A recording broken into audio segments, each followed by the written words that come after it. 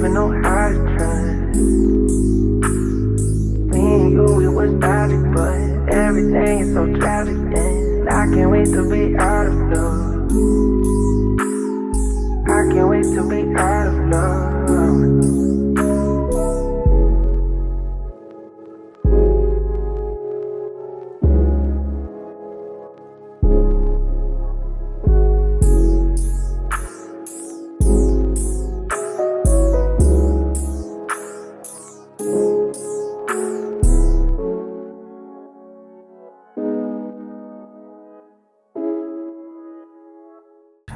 What's good, guys? Don't you just love when the thumbnail matches the intro? Well, me too.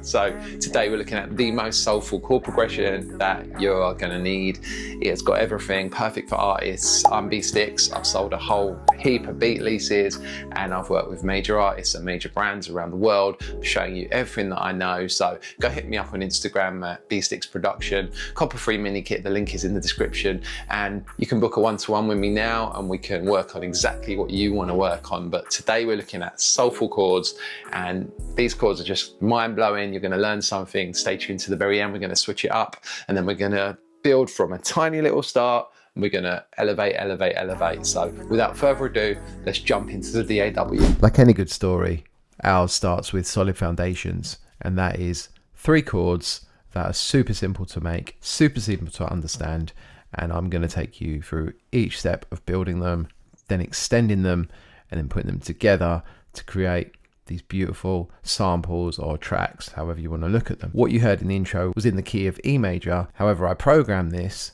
to make it easy for you guys in C major, which is just, again, all the white keys. Let's take very speed off, because the thing that changed the key here was not sound shifter on the master for a change. I used very speed, which is the effect where it's actually from an old tape effect where they used to be able to speed up the tape and they could slow the tape down sometimes to record parts that were quite tricky. Probably the most famous user of this recently is like 4-bats to get that more pitched up sound, and I just pitched the whole sample from C major up to E major. So if you count up by 4 semitones, you're just going to go C sharp, D, D sharp, or E flat, E. So we land on E.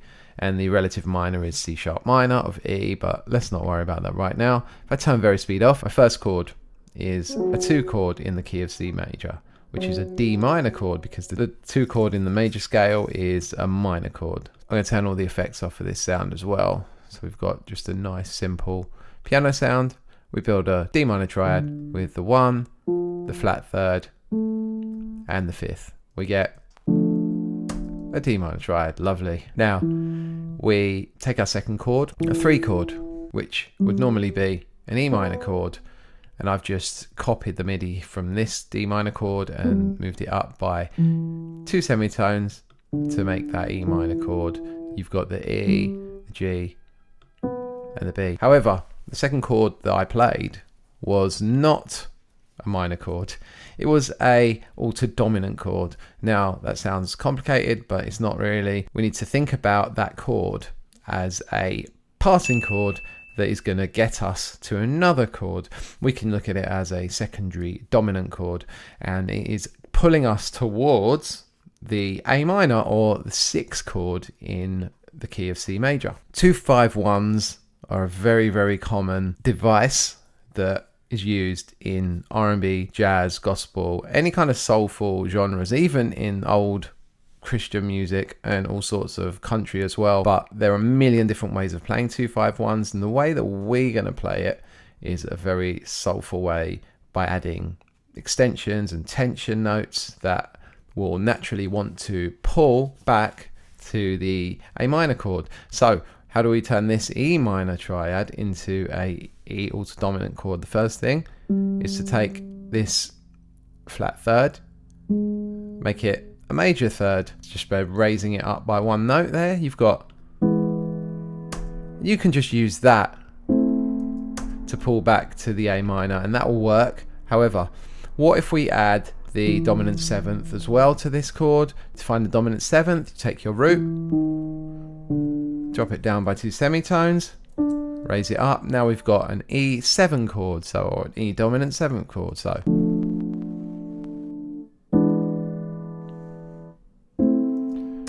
sound, and that might be good for certain genres of maybe like dark pop or, you know, that Adele type sound, but that's not what we're going for here. So if we now E7 chord and we add a flat 9, and all that is if we go up to the F sharp, which is our second degree in E major, raise it up by an octave, it becomes our ninth, if that makes sense, because when we count all the way up through the scale of E major, we come back to the E and we go up one more, and that's an F sharp, and we flatten that flat 9 by one semitone. What happens now?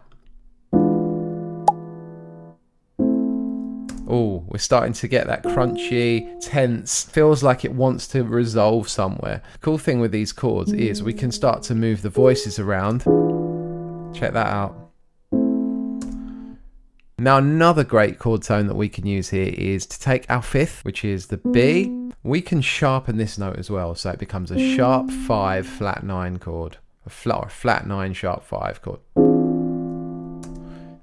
Feel that we're ramping up the tension even more now.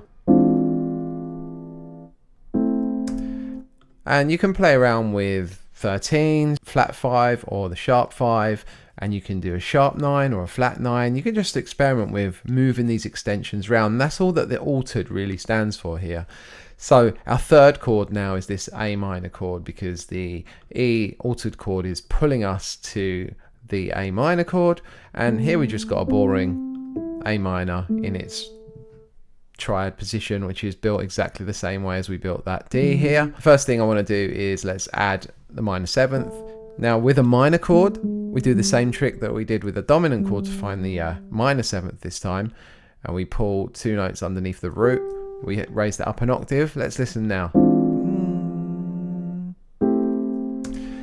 Sounds a bit strange because of that note rising. What if we drop that minor seventh to the bottom of the chord here? Oh, now we've got something here, right? But look, our poor little D minor here hasn't got any extensions. Let's add a minor seventh to this D chord as well. Exactly the same way. We've got the minor seventh. Oh, but sounds cool. We can add another note. Let's add a minor 9. Now we showed you how to make a 9 before. We just take our root, go up by 2 notes, raise it up an octave, and we've got, ooh, there you go. We've got a spicy chord now.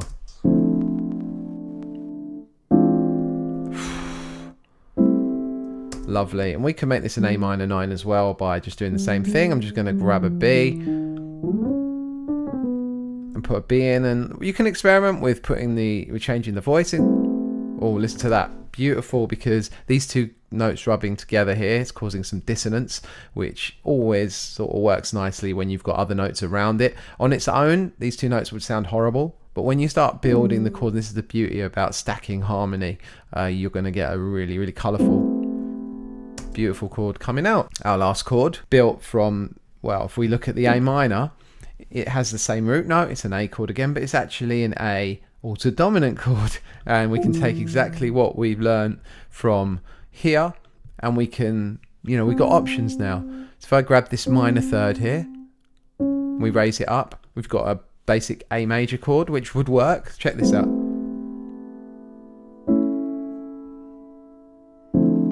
Oh, and you know what, in this context, because context is key here, I think that does enough and says enough to me to bring us back to this chord here. And in a nutshell, this is the beautiful soulful chord progression. But we're not going to end there. I'm going to show you how you can dress this up, add other elements, and make it into the beautiful sample that you heard in the beginning of the intro.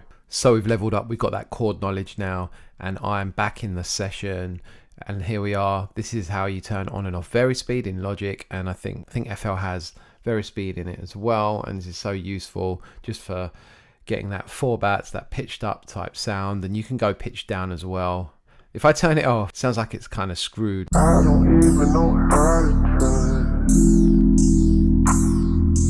Me and you, it was bound to fuck. Which is still fire, but when I turn this on back in C sharp minor or E major, this is how I don't even know how to turn. I intended it to be. I'm just playing slight variations on the chords that I showed you, But the main sound that's the main actor here is again the Sky Keys About Time. That's just the default preset when you open the plugin. So we got this. You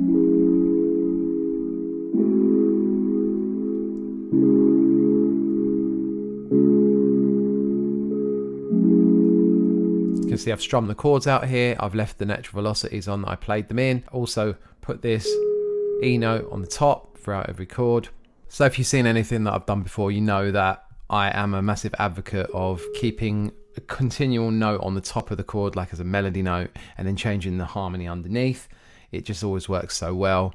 And these are pretty much the voicings that I just showed you and explained. I've doubled up on a couple of notes here. So I want to stress, like, you don't want to just learn the MIDI note for note. You want to learn concepts, because concepts are super important. Honestly, if you learn this concept, you'll be able to make the most soulful progression that you ever need to learn. You can apply this knowledge then to any room, any studio that you go in with other producers. You'll have that ammunition in your toolkit to be able to form beautiful chord progressions. You'll know about 5/1s, 2/5/1s, all those kind of things, chord extensions, all the things that make R&B music what it is. So remember to keep all these things locked in there and you'll be good. I always find it is really good just to know what you're doing, the theory behind it and why it works, and then you can adapt it. I didn't add too many other sounds, honestly.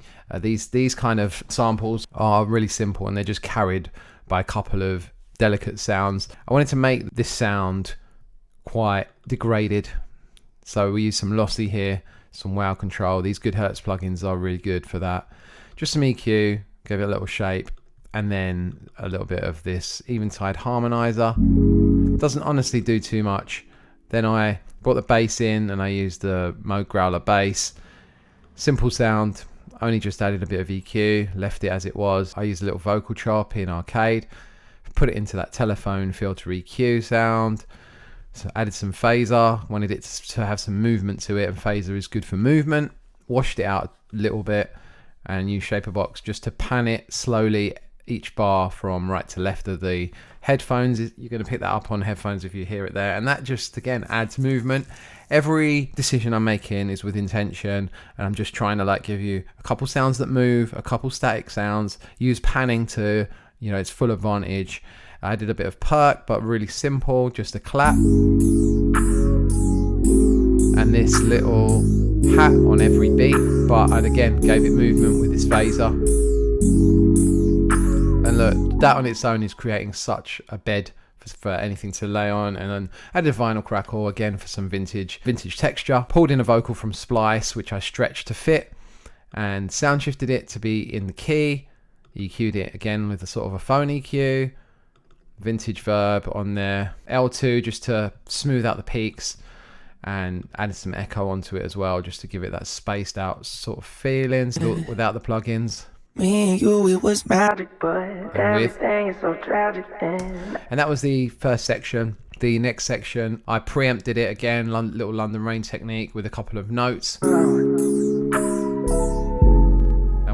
Use the Lav soft piano. This is a great soft piano. It's a great sound. It's free. Go get that if you haven't got it. What are you doing? Don't waste any more time. So I added a little top line melody just to keep things interesting, vary up a bit. And that's just here. You can hear this note. Again, you can see me with that E an octave above. Little variation. And then I walk down.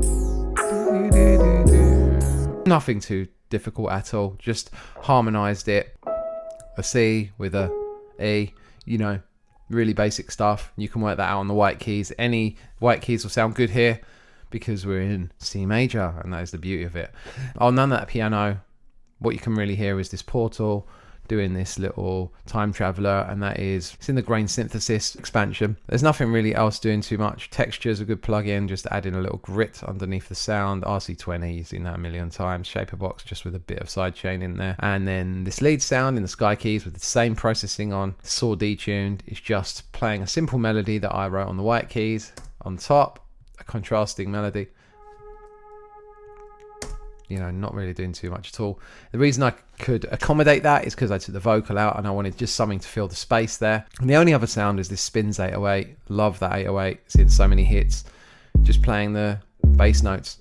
And again, pretty much following root notes, but there's this one E that comes in which is just 2 semitones away from the D. And you can do that with any note, just approach it from a note that's 2 semitones away. So now you know about this soulful progression. How else can you use it? How else can you apply the knowledge? Well, don't worry, because I got you. Check out this video right here to apply similar techniques, but to create amazing 70s soul samples.